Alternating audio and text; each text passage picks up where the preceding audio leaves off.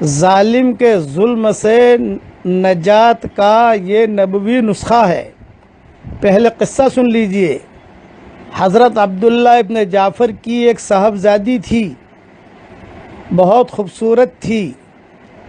حجاج ابن یوسف نے شادی کے لیے، نکاح کے لیے پیغام ڈالا، مانگا ڈالا۔ اب یہ عبداللہ ابن جعفر، ان کی بیٹی، ان کے بچے، ان کی بیوی سب بہت پریشان ہوئے کہ کیا کریں۔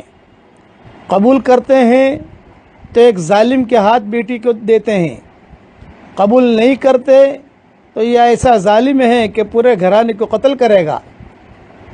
مجبور ہو کر اس بیٹی کا رشتہ قبول کیا تاکہ پورا گھر اس کے ظلم سے بچا رہے۔ جب وہ بیٹی رخصت ہونے لگی تو بیٹی دھاڑے مار مار کے رونے لگی۔ عبداللہ ابن جعفر نے کہا، بیٹیا کیوں رو رہی ہو؟ یوں کہا، ابا ایک ظالم آدمی کے ہاتھ میرا نکاح آپ کر رہے ہیں، جبکہ آپ جانتے ہیں کہ کتنا خراب آدمی ہے، کتنے لوگوں کو شہید کیا ہے۔ تو عبداللہ ابن جعفر ایک دم جذبہ میں آئے اور جذبہ میں آ کر کہا کہ حضور صلی اللہ علیہ وسلم نے مجھے ایک وظیفہ سکھایا ہے، ایک دعا سکھائی ہے۔ جب وہ حجاج ابن یوسف تمہارے بیڈ روم میں آئے تو تم چپکے سے یہ دعا پڑھ لینا، اور اللہ کی ذات سے امید ہے کہ وہ تمہارے قریب بھی نہ آ سکے گا۔ اب وہ دعا پڑھ لیجئے میرے ساتھ۔ چنانچہ روایتوں میں آتا ہے کہ جب حجاج ابن یوسف آیا اور بیوی جیسا مذاق کرنا شروع کیا تو اس لڑکی نے یہ دعا پڑھی اور ایک جملہ کہا، اے اللہ، تیرے نبی نے میرے باپ کو سکھائی ہے اور میرے باپ نے مجھے سکھائی ہے، اس کے ظلم سے تو میری حفاظت کر۔ تو روایتوں میں لکھا ہے کہ وہ حجاج ابن یوسف بالکل قریب نہ آ سکا۔ جہاں قریب آتا تھا تو جنات یا فرشتے یا کوئی بھی مخلوق اسے دھکا دے کر پیچھا کر دیتی تھی۔ تو حجاج ابن یوسف یہ سمجھا کہ صاحب میرا نکاح تو کسی انسان، کسی عورت کے ساتھ نہیں ہوا ہے، کوئی کسی جن کے ساتھ ہوا ہے۔ اس نے خود گھبرا کر اس لڑکی کو طلاق دے دی اور پوری رات قریب نہ آ سکا۔ یہ قصہ بکھرے موتی جلد اول صفحہ 42 پر میں نے لکھا ہے، وہاں اوپر کے جو حوالے ہوں وہ آپ دیکھ لینا۔ اب وہ دعا کیا تھی، اب وہ حدیث سن لیجیے آپ۔ ابو رافع رحمۃ اللہ علیہ کہتے ہیں، عبداللہ ابن جعفر رضی اللہ تعالی عنہما نے مجبور ہو کر حجاج ابن یوسف سے اپنی بیٹی کی شادی کی اور بیٹی سے کہا، جب وہ تمہارے پاس اندر آئے تو تم یہ دعا پڑھنا۔ پڑھو میرے ساتھ، لا الہ الا اللہ الحلیم الکریم، سبحان اللہ رب العرش العظیم، والحمد للہ رب العالمین۔ ترجمہ بھی پڑھ لیجئے، اللہ کے سوا کوئی معبود نہیں جو حلیم اور کریم ہے، اللہ پاک ہے جو عظیم عرش کا رب ہے، اور تمام تعریفیں اللہ کے لیے ہیں جو تمام جہانوں کا رب ہے۔ حضرت عبداللہ نے کہا، جب حضور صلی اللہ علیہ وسلم کو کوئی سخت امر پیش آتا تو آپ یہ دعا پڑھتے۔ راوی کہتے ہیں کہ حضرت عبداللہ کی بیٹی نے یہ دعا پڑھی جس کی وجہ سے حجاج اس کے قریب نہ آ سکا۔ یہ زبردست دعا ہے۔ کسی بھی ظالم کا ڈر ہو یا کسی بھی مخلوق کا ڈر ہو، یہ خالی دعا دلہنوں کے لیے نہیں ہے، یہ دعا پوری امت کے لیے ہے، مرد اور عورتوں کے لیے۔ کسی کا بھی ڈر ہو، آدمی یہ دعا پڑھ کر اللہ سے دعا مانگے کہ اللہ اس کے شر سے تو میری حفاظت کر، تو اس کے شر سے اللہ تعالیٰ اس کی پوری حفاظت کرے گا۔ یہ 642 کا یہ سبق دے رہا ہوں۔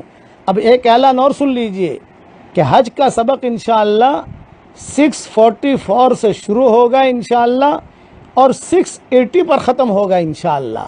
حج کا سبق، بہت حاجیوں کے فون آتے ہیں، میسج آتے ہیں کہ حج کا سبق شروع کریں، حج کا سبق شروع کریں۔ 644 سے انشاءاللہ اسٹارٹ اور 680 پر انشاءاللہ حج کا سبق ختم ہوگا۔ اللہ تعالیٰ ہر ظالم کے ظلم سے پوری امت کی حفاظت فرمائے۔ میں خاص دعا کرتا ہوں کہ اے اللہ اس امت کو ظالم اور مظلوم بننے سے بچا لے۔ یہ بڑی اہم دعا ہے۔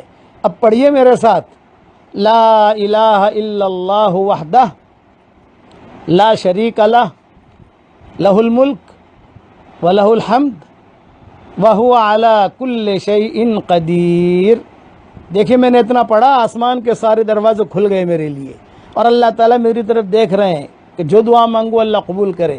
اے اللہ جس نے بھی مجھے دعاؤں کے لیے کہا ہو، دعاؤں کے لیے خطوط میں لکھا ہو، جن کا ہم پر کسی قسم کا حق اور احسان ہو، جو ہمیں اپنی دعاؤں میں یاد کرتے رہتے ہوں، مائیں بہنیں ہمیں اپنی دعاؤں میں یاد کرتی رہتی ہو، ہماری ساری دعاؤں میں ان کا پورا پورا حصہ نصیب فرما، اور ان کی اور ہماری قیامت تک کے آنے والی نسلوں کو قبول فرما، اور جو بھی ہمارا سبق سنتے ہیں، عمل کرتے ہیں، آگے بڑھاتے ہیں، ان کی قیامت تک کے آنے والی نسلوں کو اور ہماری قیامت تک کے آنے والی نسلوں کو ڈھیروں خوشیاں نصیب فرما، اور اس امت کی شام کو تو صبح سے بدل دے، اور اپنے فضل و کرم سے ہماری دعاؤں کو قبول فرما۔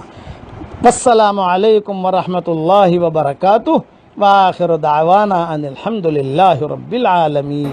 اللہم صلی علی محمد وعلی آل محمد كما صلیت علی ابراہیم وعلی آل ابراہیم انکا حمید مجید۔ اے اللہ ہمارے گناہوں کو معاف فرما، اے اللہ ہماری خطاؤں سے درگزر فرما، اے اللہ پورے تالی پورا والوں کو قبول فرما، ان کے قرب و جوار والی بستیوں کو قبول فرما، جتنا مجمع آیا ہے ان سب کو قبول فرما۔